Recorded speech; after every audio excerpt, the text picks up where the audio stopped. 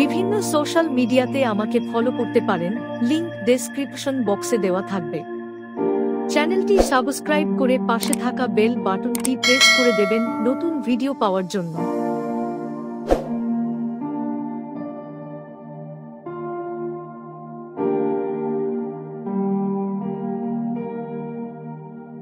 ভগৎ সিং ভগৎ সিং ছিলেন ভারতের স্বাধীনতা সংগ্রামের একজন কিংবদন্তি বিপ্লবী।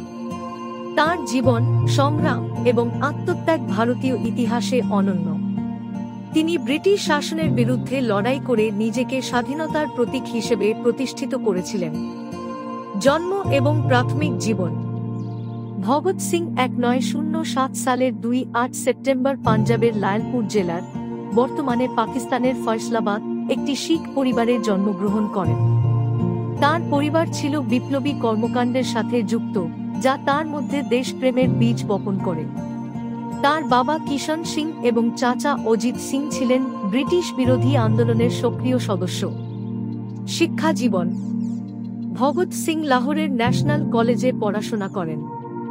সেখানে তিনি বিপ্লবী চিন্তাধারায় প্রভাবিত হন এবং ভারতের স্বাধীনতা সংগ্রামে যোগদানের সিদ্ধান্ত নেন। বিপ্লবী কর্মকাণ্ড।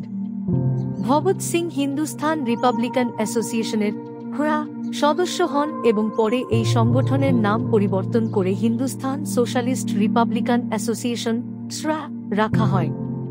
তিনি বিশ্বাস করতেন ব্রিটিশ শাসন থেকে মুক্তির জন্য সশস্ত্র সংগ্রাম প্রয়োজন।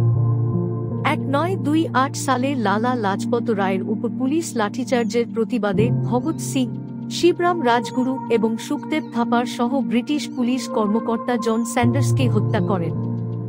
1929 সালে ভগৎ সিং ও বটুকেশ্বর দত্ত দিল্লির সেন্ট্রাল অ্যাসেম্বলিতে বোমা বিস্ফোরণ ঘটান।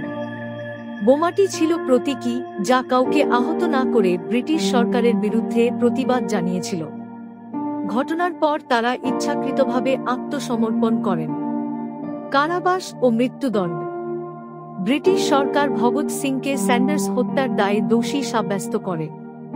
1931 সালের 2 মার্চ, মাত্র 2-3 বছর বয়সে, ভগৎ সিং, রাজগুরু এবং সুখদেবকে ফাঁসি দেওয়া হয়। তাঁদের এই আত্মত্যাগ ভারতীয় জনতার মধ্যে স্বাধীনতার জন্য লড়াইয়ের আগুন জ্বালিয়ে দেয়। আদর্শ ও প্রভাব। ভগৎ সিং মার্ক্সবাদী ও সমাজতান্ত্রিক মতবাদে বিশ্বাসী ছিলেন। তিনি মনে করতেন যে স্বাধীনতা মানে কেবলমাত্র ব্রিটিশ শাসনের অবসান নয়, বরং শোষণমুক্ত একটি সমাজ প্রতিষ্ঠা। উপসংহার।